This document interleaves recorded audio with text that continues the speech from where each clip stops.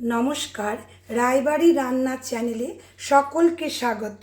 আজকের রেসিপি মশলা মির্চি ফ্রাই। সিম্পলভাবে বানাবো। দেখুন, এখানে আমি 100 লঙ্কা নিয়েছি, খুব ভালো করে ধুয়ে মুছে নিয়েছি, শুকিয়ে নিয়েছি একদম কেমন। এবারে দেখুন আমি লঙ্কাটা কিভাবে কাটবো। এরকম সরু একটা আমাদের ছুরি নিতে হবে বা বটি, যাতে সুবিধা। এভাবে আমরা চির লাগাবো।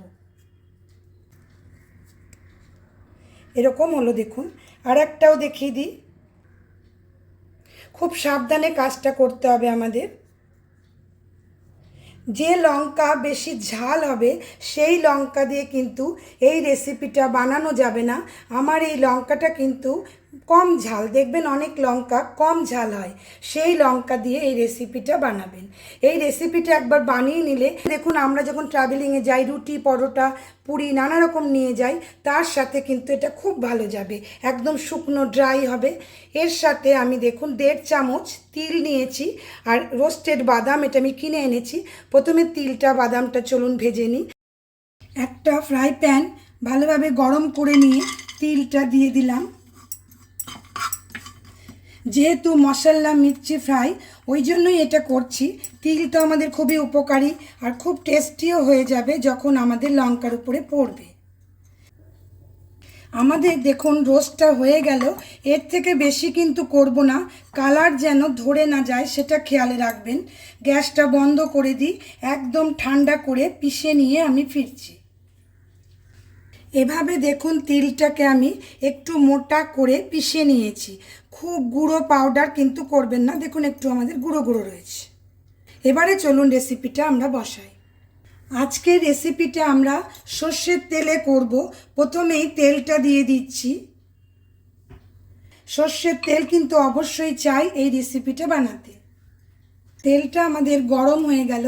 এখানে দেখুন অল্প একটু কালো সর্ষে দিচ্ছি।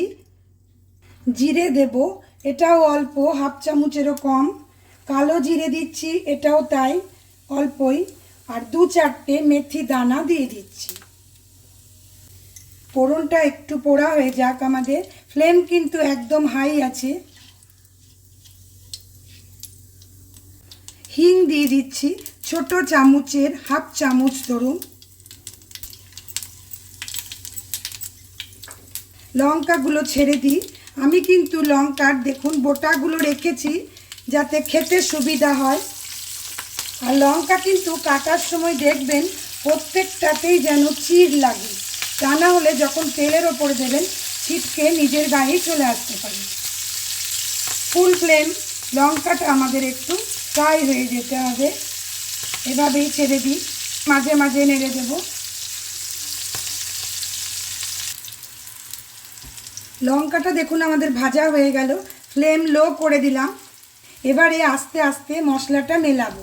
এখানে দেখুন সাদা নুন খুব অল্পই দিচ্ছি, হলুদ দিচ্ছি 1/2 চামচেরও কম, লঙ্কা গুঁড়ো, এটা আমার কাশ্মীরি লাল মির্চি, শুধু রং ধরানোর জন্য দিচ্ছি, ঝাল হবে না।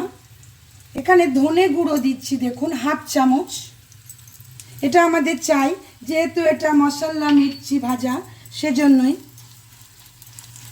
একদিন এটা বানিয়ে রাখলে অন্তত 7 দিন ফ্রিজে রেখে দিলে একদম ভালো থাকবে। ধরুন সকালে তাড়াহুড়ো টিফিন নেওয়ার জন্য, যারা একটু ঝাল পছন্দ করেন অবশ্যই রেসিপিটা তাদের জন্য।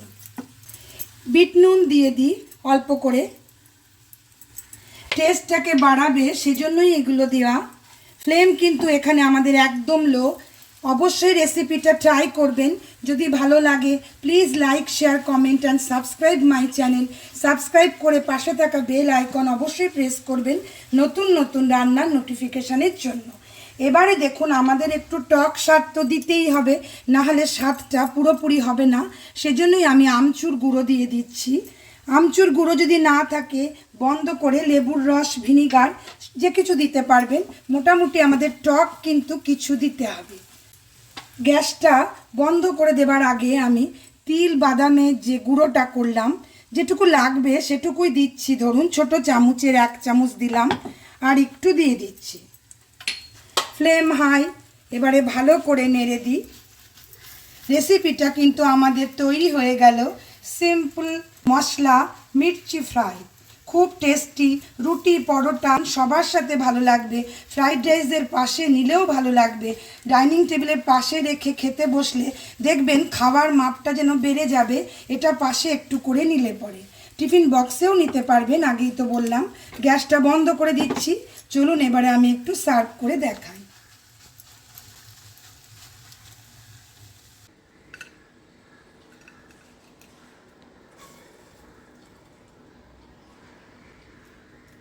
সিম্পল মশলা মির্চি ফ্রাই দেখুন রেডি হয়ে গেল। অবশ্যই ট্রাই করুন। সকলে ভালো থাকুন। নমস্কার।